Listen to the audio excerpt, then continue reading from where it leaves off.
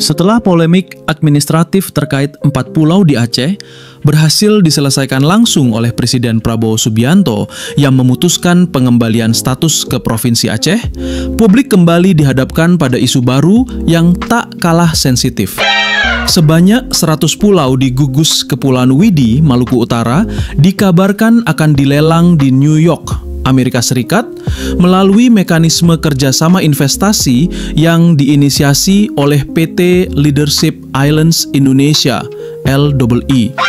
Kabar ini memicu kehebohan nasional. Banyak yang mempertanyakan, apakah negara sedang menjual pulau-pulaunya ke pihak asing atau sekedar membuka peluang investasi? Perdebatan pun mencuat, terutama karena isu ini menyentuh aspek yang sangat krusial, kedaulatan wilayah, hak kelola sumber daya alam, dan transparansi kebijakan pemerintah dalam menjaga batas-batas strategis Nusantara. Di tengah transisi kepemimpinan nasional, muncul kekhawatiran bahwa pendekatan investasi yang agresif justru dapat membuka celah eksploitasi oleh pihak luar. Apalagi, publik belum sepenuhnya pulih dari berbagai isu lingkungan dan sumber daya, dari tambang nikel di Papua Barat hingga ekspor pasir laut. Kini, nasib 100 pulau di timur Indonesia menjadi sorotan baru yang akan menguji komitmen pemerintah dalam menjaga kepentingan nasional di tengah tekanan global dan janji pembangunan. Isu lelang 100 pulau di Kepulauan Widi tak muncul begitu saja. Di balik kabar tersebut, terdapat satu nama yang menjadi sentral dalam proses, PT Leadership Islands Indonesia (LEI). Perusahaan ini sudah menjalin nota kesepahaman MOU sejak tahun 2015 bersama pemerintah Provinsi Maluku Utara dan Bupati Halmahera Selatan. Tujuannya terdengar mulia, mengembangkan Kepulauan Widi sebagai destinasi ekoturism kelas dunia. Secara teknis, LEI tidak memiliki hak milik atas pulau-pulau tersebut. Namun melalui skema kerjasama investasi jangka panjang, perusahaan ini memperoleh hak pengelolaan eksklusif atas wilayah tersebut untuk dikembangkan menjadi kawasan pariwisata berkelanjutan. LEI mengklaim akan membangun resort ramah lingkungan, pusat konservasi laut, dan zona ekowisata berbasis komunitas. Namun sejak penandatangan MOU, realisasi proyek tersebut mandek, terhambat oleh keterbatasan modal. Setelah bertahun-tahun stagnan, LEI mengambil langkah besar, mempromosikan Kepulauan Widi di forum internasional, termasuk melakukan presentasi dan penjajakan investor di New York. Inilah yang kemudian ramai diberitakan sebagai lelang pulau.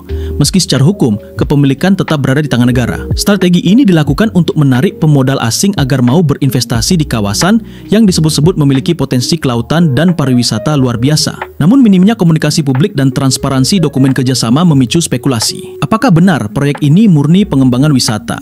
Atau ada celah yang memungkinkan peralihan kendali wilayah ke pihak asing? Terlebih lagi, masyarakat lokal nyaris tak dilibatkan sejak awal. Banyak dari mereka bahkan tak mengetahui bahwa kawasan tempat mereka menggantungkan hidup kini sedang dipertaruhkan di meja negosiasi global. Menanggapi kegaduhan publik soal dugaan penjualan 100 pulau di Maluku, Menteri Dalam Negeri Tito Karnavian segera angkat bicara. Ia menegaskan bahwa kabar yang menyebut adanya penjualan pulau adalah informasi yang tidak akurat dan cenderung menyesatkan. Menurut Tito, tidak ada satupun wilayah kedaulatan Indonesia, termasuk pulau-pulau kecil yang dijual atau dilepas kepada asing. Dalam keterangannya, Tito menjelaskan bahwa yang dilakukan PT Leadership Islands Indonesia (LEI) bukanlah pelepasan hak milik, melainkan upaya mencari investor melalui promosi internasional, termasuk dalam bentuk lelang konsep proyek yang dipresentasikan di luar negeri. Tujuannya menurut Tito adalah menarik modal asing untuk mendukung pengembangan kawasan pariwisata berkelanjutan ekoturism. Pulau-pulau itu tetap milik negara, tidak ada perubahan status kepemilikan, ujar Tito.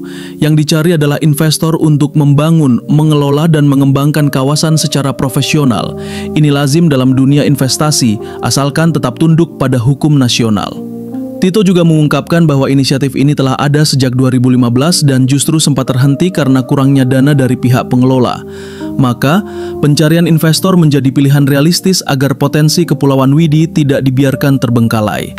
Ia bahkan membandingkan rencana tersebut dengan konsep pengembangan kawasan seperti Raja Ampat, di mana keindahan alam tetap dijaga sembari dikembangkan sebagai destinasi wisata kelas dunia. Meski begitu, Tito mengingatkan bahwa semua bentuk kerjasama harus tunduk pada peraturan yang melarang pengalihan hak milik pulau ke pihak asing. Pemerintah daerah juga diminta untuk lebih cermat dalam menyeleksi investor dan menjaga agar pengelolaan tetap berpihak pada masyarakat lokal dan kepentingan nasional. Meski pemerintah telah memberikan klarifikasi, gelombang kritik dari masyarakat sipil, aktivis lingkungan, hingga pengamat politik terus bermunculan. Bagi sebagian kalangan, penggunaan istilah lelang pulau bukan hanya soal diksi, melainkan simbol kegagalan negara dalam mengolah wilayah strategis secara mandiri dan transparan. Pertanyaannya bukan hanya apakah pulau itu dijual, melainkan siapa yang akan menguasai dan mengontrolnya. Salah satu kritik paling keras datang dari pengamat politik Jerry Massi.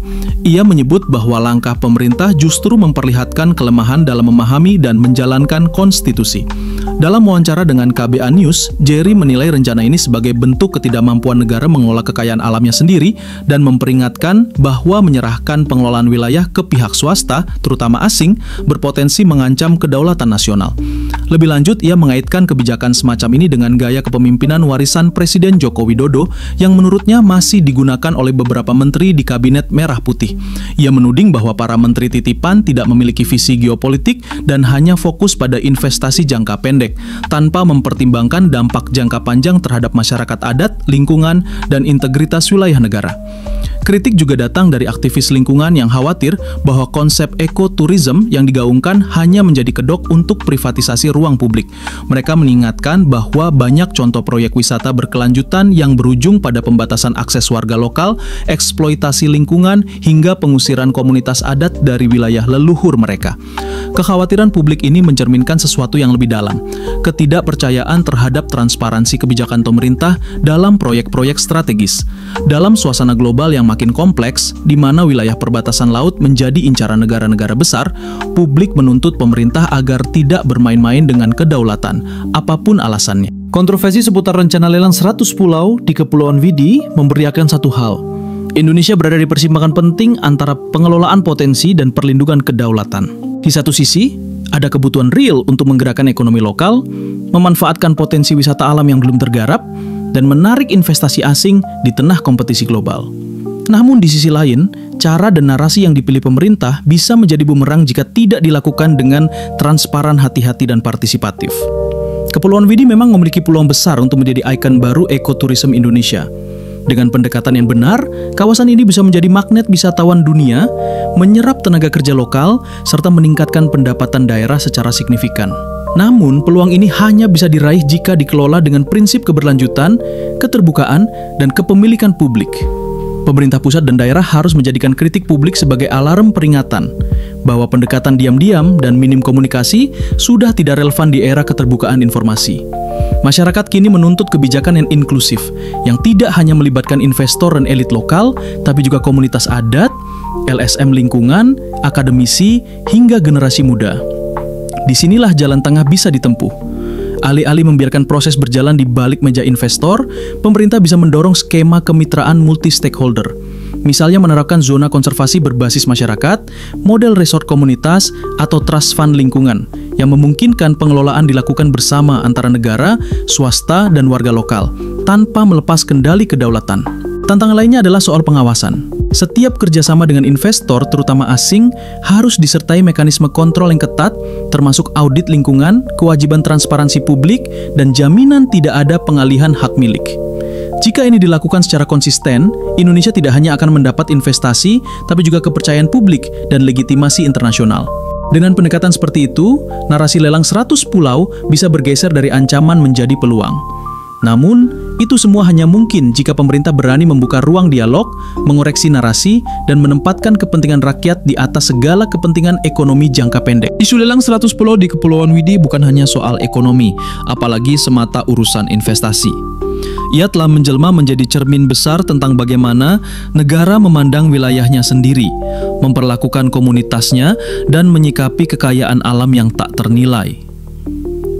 Dalam lanskap geopolitik dan geoekonomi global yang semakin kompetitif, pulau-pulau kecil kita bukan sekadar aset, tapi juga simbol kedaulatan, identitas, dan kehormatan nasional.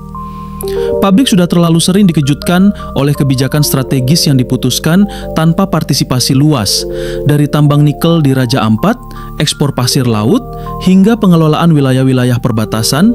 Semuanya menunjukkan perlunya reformasi tata kelola sumber daya dan kawasan pesisir yang lebih transparan, akuntabel, dan partisipatif. Kini, pemerintah punya kesempatan untuk membalik persepsi negatif menjadi lompatan kepercayaan. Langkah pertama bukan dengan menutup ruang kritik, tapi dengan membuka ruang dialog. Pemerintah perlu menjelaskan secara utuh isi perjanjian, batas-batas hak investor, dan bagaimana rakyat lokal akan dilibatkan secara nyata. Keberanian untuk terbuka bukan kelemahan, justru itulah bentuk kedaulatan sejati. Jika pengelolaan Kepulauan Widi dapat menjadi contoh tata kelola kolaboratif antara negara, swasta, dan rakyat, maka Indonesia akan menunjukkan bahwa kedaulatan tidak harus menghalangi kemajuan. Sebaliknya, kemajuan hanya akan berarti jika berpijak pada kedaulatan, keadilan sosial, dan kelestarian. Momentum ini adalah titik refleksi. Apakah kita ingin menjadi bangsa yang membangun dengan prinsip, atau hanya negara yang menjual dengan tergesa?